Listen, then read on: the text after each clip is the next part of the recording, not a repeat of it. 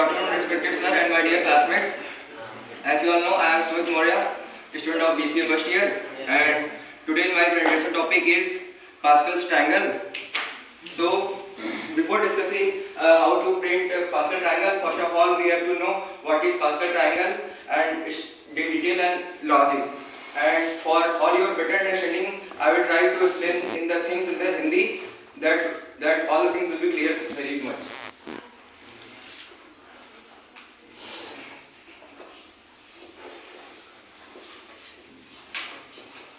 Pascal's triangle. This is given by the French mathematician Blaise Pascal. As you all know, he is a scientist also, and he given that this number start from 1 and all the pyramid form side by side, all this will be 1, and its sum of two numbers 1 plus 1 2 here, and this sum 1 plus 2 will be 3 and 2 plus 1 3 here, and side by side 1 goes on, and 3 plus 1 4 here, 3 plus 3 6, 3 plus 1 4, and 3 plus 1 4 here and 1 here. This is a Pascal triangle, and for printing this type of pattern इसके लिए हमें maths के दो logic आने चाहिए जो कि 11th में पढ़ाया जाता है, बाइनोमियल एक्सपेंशन और परम्यूटेशन एंड कॉम्बिनेशन. तो बाइनोमियल हम इसके डिटेल्स में नहीं आएंगे, बस इतना बता देते हैं कि पास्कल ट्रायंगल में हर एक रो को स्टार्टिंग होती है NC0 से, ऐसे ही बढ़ते जाता है NC1 NC2, ऐसे इंक्रीज करते जाता है NCN तक जाता है. जहाँ पे N होता है ये रो नंबर होता है, और जो बेसिकली हमारा पास्कल ट्रायंगल का रो जो ब्लेस पास्कल ने दिया था, इसको पहले रो को उन्होंने नाम दिया था 0th रो. ऐसे ही हम इसको देख लेंगे तो ये फर्स्ट रो हो जाएगा, ऐसे ही ये सेकंड रो हो जाएगा. तो पास्कल ने हमारा रो का स्टार्टिंग 0 से किया था और ये n तक जाएगा. तो बेसिकली अगर हमें इस रो को अगर 5th रो लिखना हुआ, सेकंड रो है, थर्ड रो है, ये 4th रो है और 5th रो लिखना हुआ हमको, तो हम उसके लिए क्या करेंगे इस फॉर्मूले के हिसाब से 5C0 5C1 5C2 5C3 and 5C4 5C5. This will be there, and इसको कैलकुलेट करके निकालेंगे तो 5C0 कोई भी NC0 की वैल्यू हमेशा कितनी आती है 1 आती है, परम्यूटेशन कॉम्बिनेशन पढ़ा हुआ. NC1 कोई भी कॉम्बिनेशन की वैल्यू 1 आती है.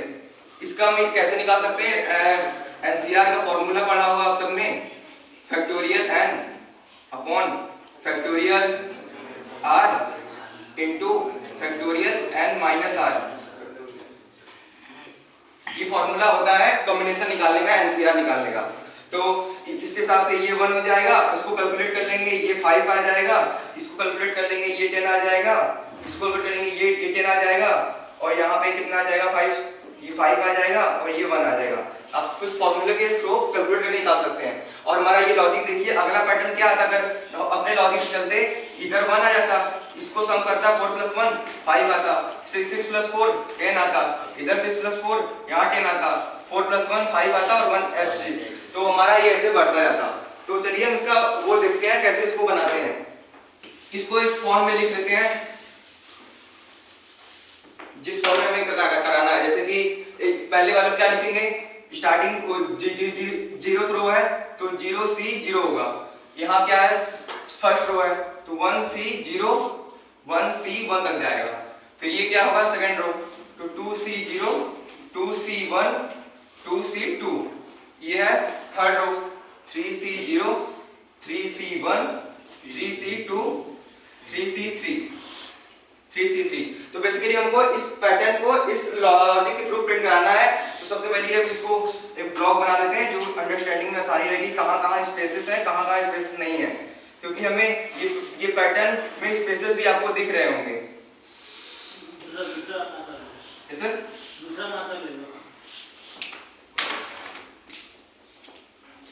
ये हम क्लियर इसको ब्लॉक वाइज बना लेते हैं कि क्लियर हो जाएगा कहाँ स्पेसेस है कहाँ नहीं. तो ये 4 रो प्रिंट कराने हैं तो हम नॉर्मल लॉजिक तो लूप लगा ही लेंगे कि 0 1 2 3, 0 को 3 तक चलाएंगे और इधर कॉलम वाइज है हमारे पहले देखिए ये ब्लॉक दिख रहा होगा, मतलब ये स्पेसेस प्रिंट करेंगे, यहाँ पे कुछ वैल्यू नहीं प्रिंट करेगी, एक स्पेस, दो स्पेस, तीन स्पेस।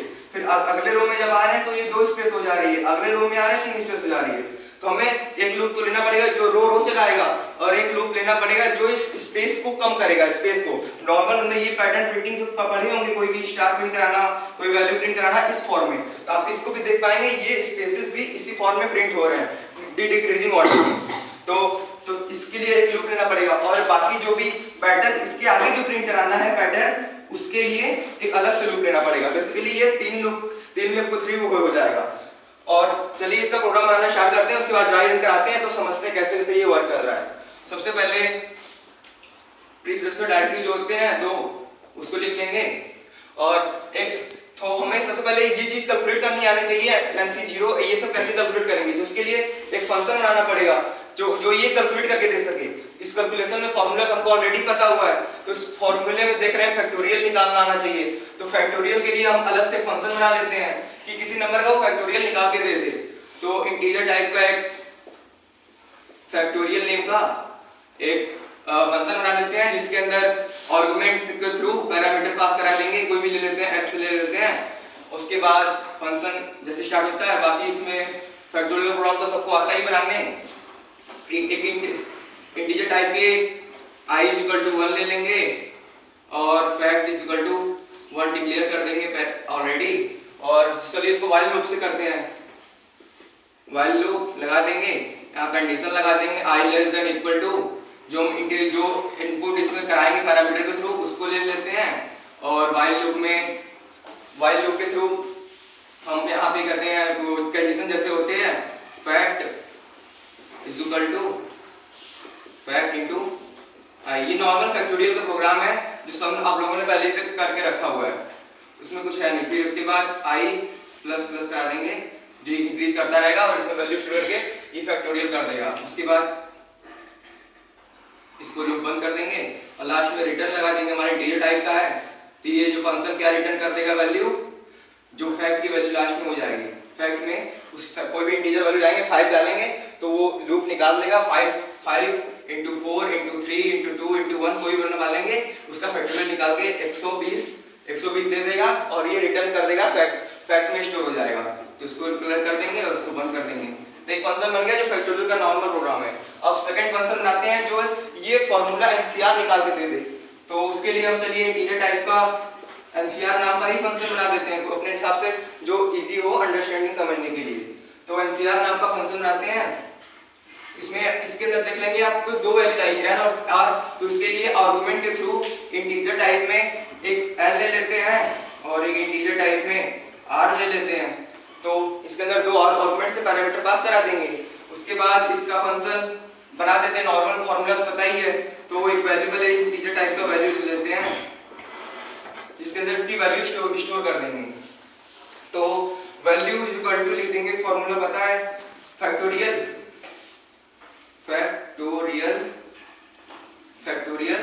n divide by. अब देखिए फैक्टोरियल n एक फंक्शन की तरह काम करेगा, जो फंक्शन हमने ऑलरेडी बना चुका है फैक्टोरियल फंक्शन।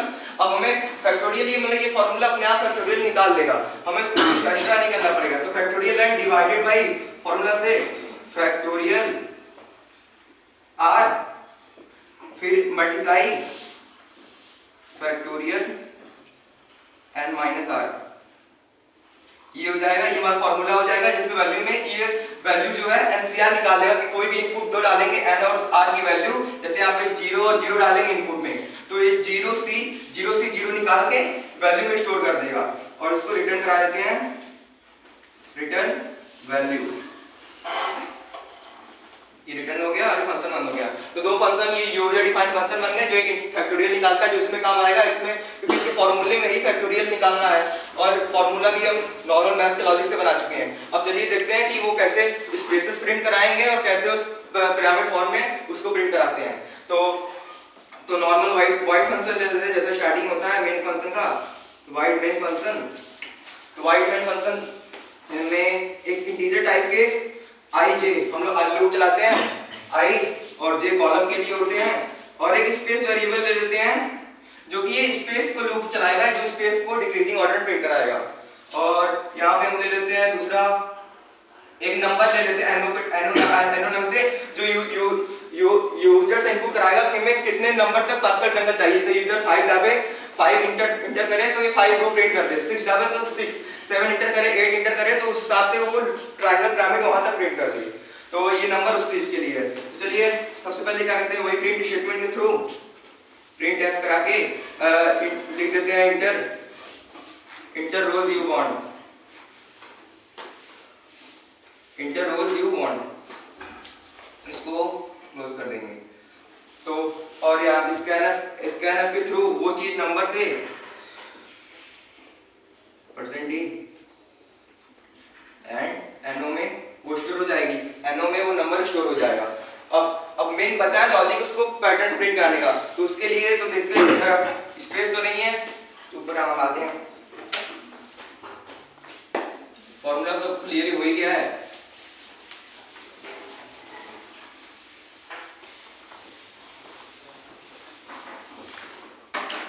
हाँ तो देखिए इसके बाद हम फॉर लूप चलाएंगे जो नॉर्मल प्रिंटिंग पैटर्न के लिए होता है। फॉर आई जो वैल्यू के लिए थे i इक्वल टू 0, यहाँ पे देखिए जो रो हम बताया पहला रो 0 से स्टार्ट होता है बास्केट ट्रायंगल में, तो 0 से लेंगे और कंडीशन दे देंगे i less than equal to no।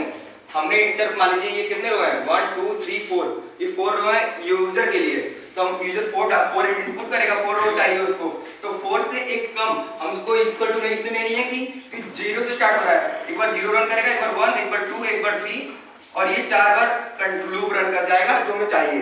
तो इसलिए हम यहाँ पे इक्वल टू नहीं लगाएंगे और i को इंक्रीज कर देंगे प्लस प्लस। अब इसके अंदर आते हैं, इसके अंदर बताया था एक लूप चाहिए जो स्पेस को कम करे, तो इसका एक फॉर्मेट ऐसा कुछ है, और स्पेस इक्वल टू यहाँ पे 1 ले लेते हैं। आपको बताता हूँ कि 1 क्यों लेंगे, उसका लॉजिक क्या है, और इसको स्पेस, इसको कंडीशन देंगे no माइनस i और यहाँ पे स्पेस को प्लस प्लस कराएंगे, ये हो गया। अब ये लूप देखिए स्पेस में क्यों लिया गया। अब देखिए पहले रो में हमारा जो 0th रो है इसमें 3 स्पेसेस आ रहे हैं, तो हमारा जो लूप चलेगा i जब 0 रहेगा तो लूप 1 से चलेगा, और हमारा जो नंबर इनपुट कराया गया है no हमने 5 1 2 3 4 इनपुट किया है, 4 नंबर इनपुट करा लिया है, तो 4 तो जब ये चालू होगा 1 से लूप चालू होगा, स्पेस 1 चलेगा, 2 चलेगा, 3 चलेगा, 3 यहाँ कंडीशन देखिए no minus 0 4 minus i value 0 है, i वैल्यू 0 है, 4 माइनस 0 को एज इट इज रहेगा 4, तो ये 3 का लूप चलेगा। इसके अंदर हम प्रिंट करा देंगे, प्रिंट एफ से स्पेस प्रिंट करा देंगे, मतलब हम कुछ लिखना नहीं है, एक स्पेस दे देंगे स्पेस बार से, उसको वो प्रिंट कर देगा एज इट इज। तो ये 3 बार लूप चलेगा तो 3 स्पेस आ जाएंगे। अब देखिए जब दोबारा से लूप ये 0 से 1 हो जाएगा, तो 1 जब ये 1 हो जाएगा i की वैल्यू, अब यहाँ पे no माइनस i की वैल्यू क्या हो जाएगी, 4 माइनस 1 3 हो जाएगी, जहाँ पे अब 3 से कंडीशन चेक करेगा, स्पेस कहाँ से चल रहा है, 1 से चल रहा है, एक बार 1 चलेगा, एक बार 2 चलेगा, मतलब 2 बार चलेगा। ऐसे आप देख रहे हैं कि no माइनस i का काम क्या है कि वो डिक्रीजिंग करते जा रहा है ऐसे पैटर्न में, तो ये कम कर देगा। तो ऐसे फिर जब ये यहाँ चेक करेगा, ये सेकेंड रो है, इनपुट 4 कराए हैं, 4 माइनस 2 क्या हो जाएगा, 2 हो जाएगा, 1 से चालू होता है तो एक ही बार लूप रन करेगा, कंडीशन रन करेगा। तो ये ऐसे आप देखेंगे स्पेस ऐसे प्रिंट कर देगा, इसका काम ये हो गया। अब एक और लूप देखिए लगाएंगे जो इस पैटर्न को प्रिंट कराएगा। ये लूप देखिए दोनों एक साथ रन करेंगे, जब इस लूप के अंदर आएगा तो ये लूप दोनों एक साथ रन करेंगे, क्योंकि जब पहला 3 स्पेस प्रिंट कर देगा उसके बाद हमको नंबर प्रिंट कराना है, तो पहला जब ये लूप रन कर जाएगा उसके बाद ये सेकंड लूप में आएगा। इसका हम क्या देते हैं, j 0 चालू करते हैं, क्योंकि हमारा देखिए 0 0 है, इसमें 0 से 0 0 से 1 से 0 से चालू कर रहा है, 0 1 ऐसे ये वाला देखिए 0 1 2 ऐसे बढ़ रहा है, तो j की वैल्यू 0 ऐसे बढ़ेगी, और इसके अंदर j कंडीशन दे देंगे j लेस देन और इक्वल टू i। ये नॉर्मल लॉजिक है पैटर्न प्रिंटिंग कराने का। j मतलब कि जितनी बार ये लूप चलेगा i वाला उतनी बार ये चलेगा। देखिए जैसे इसमें एक बार ये लूप चला तो एक ही वैल्यू प्रिंट की, तो ये दोबारा लूप चला तो इसमें देखिए 2 वैल्यू प्रिंट हो रही है, ये थर्ड टाइम लूप चला तो इसमें देखिए 3 वैल्यू प्रिंट हो रही है। तो उस हिसाब से हम j को भी उतनी बार ही चलाएंगे, इसलिए i less than equal to i condition दी है कि उतनी बार ही लूप चले। उसके बाद यहाँ उसको j को इंक्रीज करा देंगे, बाकी फिर उसको पता नहीं है, हमें बस वैल्यू क्या प्रिंट करानी है वो देख लेनी है। तो हम क्या करते हैं यहाँ पे प्रिंट स्टेटमेंट के थ्रू प्रिंटफ के थ्रू यहाँ पे वैल्यू परसेंट डी के थ्रू कम कराते हैं, परसेंट डी लिख देंगे। उसके बाद यहाँ पे अब देखिए हमें तो ये प्रिंट करनी है इसकी वैल्यू हम नॉर्मल और इसका फॉर्मूला निकाल लेते हैं। हमने इसके लिए ऑलरेडी फंक्शन बना चुका है एनसीआर फंक्शन, तो हमको बस ये एनसीआर फंक्शन कॉल कर देना है एनसीआर, और इसके अंदर पैरामीटर क्या पास करेंगे, आई और जे पास करेंगे, क्योंकि देखिए आई ये हमारा पहला जीरो रो है और कॉलम भी हमारा जीरो है, तो आई और जे पैरामीटर पास करेंगे। तो जिस हिसाब से लूप बढ़ेगा उस हिसाब से यहाँ पे वैल्यू भी चेंज होती जाएगी और E1 C0 1 C1 ऐसी वैल्यू भी प्रिंट करते जाएगा। अभी इसका हम ड्राई रन कराएंगे तो देखेंगे। तो ये देखिए पास करा देंगे और इसको एज इट इज जैसे क्या परसेंट डी से कराते हैं इसको क्लोज कर देंगे, परसेंट डी का हो जाएगा। अब देखिए एक चीज ध्यान देना है, इस परसेंट डी के बाद आपको एक स्पेस देना पड़ेगा प्रोग्राम लिखते टाइम। अगर वो स्पेस नहीं देंगे तो हमारा जो नॉर्मल जो प्रोग्राम जो प्रिंट करेगा वो कुछ इस फॉर्म में प्रिंट करेगा, इस फॉर्म में, क्योंकि ये एक कैरेक्टर के एक नीचे प्रिंट करता जाएगा, ऐसा प्रिंट करेगा, क्योंकि स्पेस तो प्रिंट करेगा ही, और अगर ये स्पेस नहीं देंगे तो ऐसा प्रिंट करेगा। क्योंकि हमें देखिए एक के बाद देखिए इसके नीचे स्पेस है कि नहीं है, इसके नीचे स्पेस है, हर वेरिएबल के नीचे एक स्पेस है, हमें तो ऐसा चाहिए। तो इसके लिए हम ये स्पेस लेंगे, इसके साथ जो भी ले उसके साथ एक स्पेस भी प्रिंट कर दे जो दिखाई नहीं दे, इसके साथ स्पेस ले लेंगे, इसके साथ स्पेस, तो एज इट इज कर देंगे। फिर नॉर्मल इस प्रोग्राम को इसका लूप हो जाएगा, लास्ट में आके प्रिंट एफ से स्लैशन दे देंगे जो लाइन बार बार चेंज करेगा, बैक स्लैशन दे देते हैं, ये करा देंगे और लूप बंद कर देंगे, वो में उसका इसका फंक्शन कर देंगे और वाइट फंक्शन का बंद कर देंगे। तो ये हमारा टोटल प्रोग्राम हो गया। तो आई होप इतने समझ में आ गया, लेकिन इसका ड्राई रन करा के आपको दिखाता हूँ कैसे इसमें ये वैल्यू कैसे प्रिंट हो रही है। तो ये फंक्शन तो क्लियर हो गया होगा सबको, कैसे फैक्टोरियल प्रोग्राम तो आता है, ये नॉर्मल बना फैक्टोरियल का प्रोग्राम, उसका फंक्शन बना चुके, इसका फंक्शन बना चुके। चलिए इसका ड्राई रन करा के देखते हैं।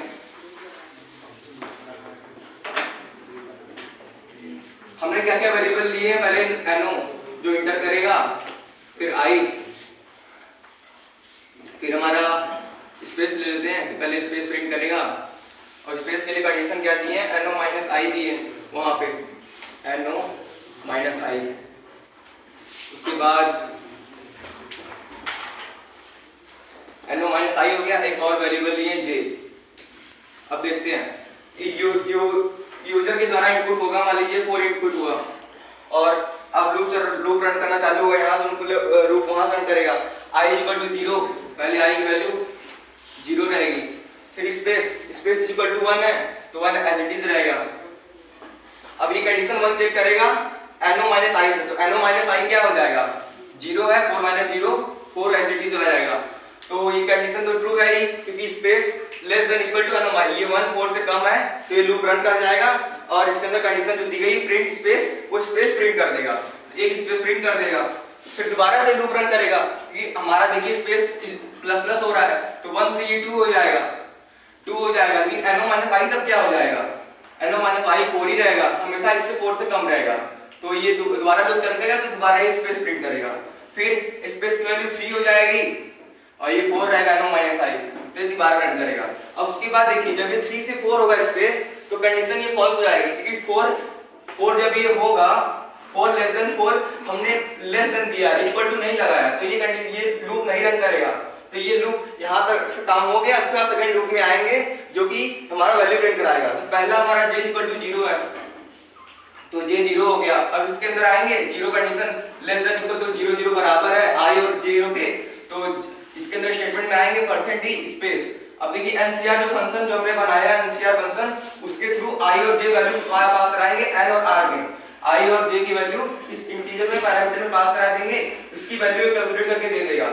ये देखिए i और j एनसीआर है, मतलब कि n की जगह एनसीआर है, इसकी जगह icj, ये वैल्यू हमारा आ जाएगा icj। यहाँ पे i क्या है 0, j क्या है 0, तो सबसे पहला वैल्यू 0 से 0 प्रिंट कर देगा, जो कि हमारा बास्केट ट्रायंगल में 1 होता है। उसके बाद हमने देखिए एक स्पेस दिया था, इसका स्पेस कोई काम नहीं, यहाँ पे कोई काम नहीं, क्योंकि स्पेस प्रिंट करेगा। उसके बाद नीचे आएंगे स्लैशन आ जाएगा, यहाँ से न्यू लाइन में आ जाएगा। अब न्यू लाइन में देखिए i1 हो गया, तो सेकंड i ऐसे लेते हैं। अब देखिए दोबारा लूप रन कर रहा है जब i1 हो गया, अब ये 1 हो गया, स्पेस देखिए स्पेस फिर से 1 से चालू होगा, तो स्पेस की वैल्यू 1 रहेगी। उसके बाद n माइनस i क्या हो जाएगा, यहाँ पे i 1 है और n हमने 4 करा है इनपुट, 4 माइनस आई 3 हो जाएगा। तो ये लूप अब ये एक बार चला, स्पेस प्रिंट किया तो एक स्पेस यहाँ देखिए प्रिंट कर देगा। उसके बाद जब ये 1 से 2 होगा लूप स्पेस, तो फिर ये चेक करेगा क्या ये 3 से छोटा है, तो देखेगा सही है तो 2 से दोबारा स्पेस प्रिंट करेगा।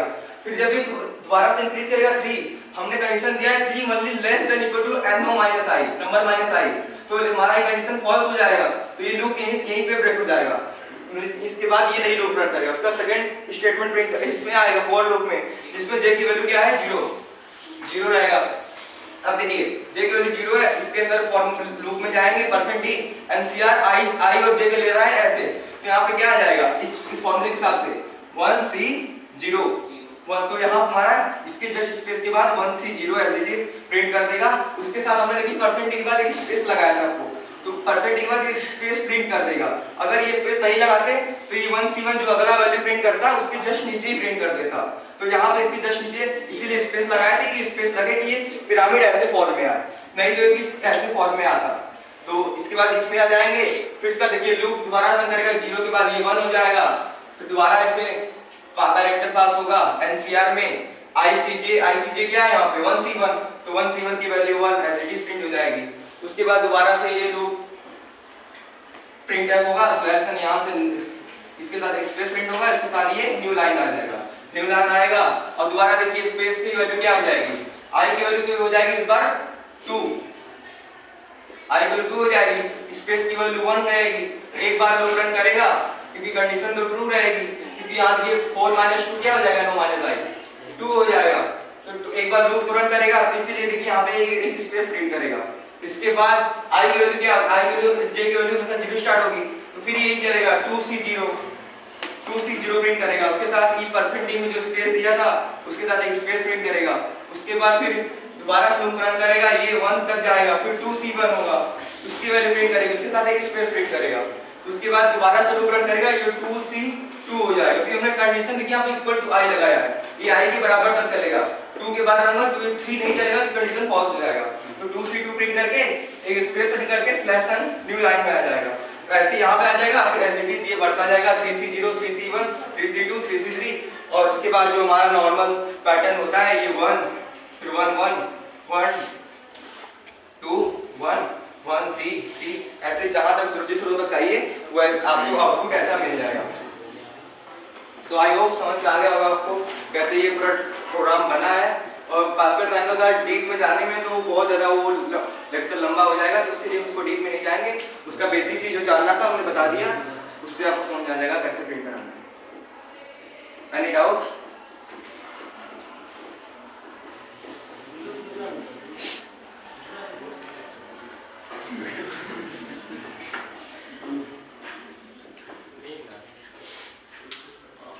पूछना है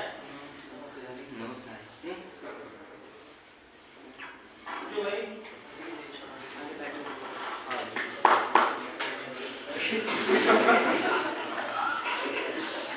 जनता में बैठ के देखना कराने में बहुत लोग अनेक आगे तभी फंस जाएंगे, ऐसा है ठीक है। लेकिन ठीक है, बहुत ढंग से बताया इसने।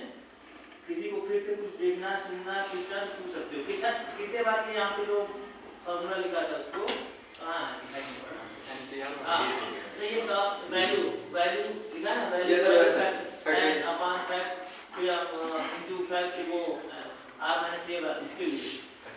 हाँ, तो फंक्शन कॉल कैसे हो रहा है जैसा कि ये बताओ। हाँ सर, ऐसे कितने बार माने एक वैल्यू को निकालने के लिए कितने टाइम्स फंक्शन कॉल हो रहा है। यस सर, ये बता रहा हूँ। जैसे कि हमने एक और फंक्शन बनाया था फैक्टोरियल फंक्शन, तो पहली बार जब लूप रन किया था i और j पैरामीटर पास हुआ था 0 और 0।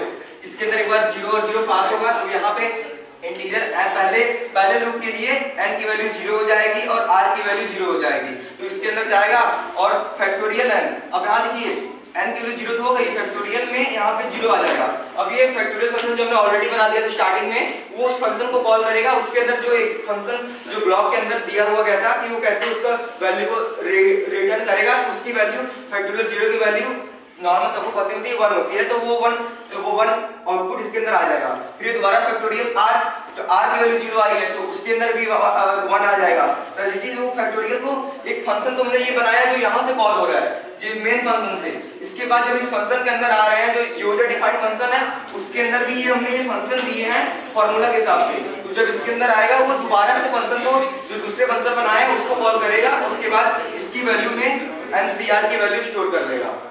इसमें एक वैल्यू निकालने के लिए जो आपका ये फैक्टोरियल फंक्शन है कितने बार मैंने ये फंक्शन तीनों अलग अलग 3 बार कर रहा है, तीनों में करते हैं रिटर्न कर रहे हैं तब जाकर एक वैल्यू बन रही है। Yes sir.